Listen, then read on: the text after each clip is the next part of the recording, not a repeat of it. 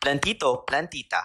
Admit it, we've all been there. Admit simply because planting can help with our overall well-being. It just makes us feel better, and it also helps our Mother Earth. However, our forgetfulness and location of our plants can greatly affect the life of our plants. That is why we present to you the iPlant. What is an iPlant? iPlant is an Arduino-based plant watering system. Its main purpose is to help those that struggle with watering their plants. Do you constantly forget to water your plants?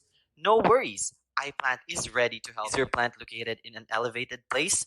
Don't worry. Once again, iPlant is at your service. What are the features of the iPlant? It is built with an Arduino, a moisture sensor, a sprinkler, and an alarm. All of these can help to lessen the task of taking care of the plants. In this product, the Arduino is connected to a moisture sensor and a relay via breadboard.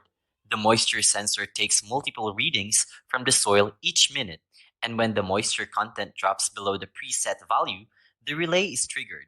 The alarm rings, the water pump will provide the desired amount of water, and the sprinkler will help to scatter the water. Watering the plants is just as important as the actual planting.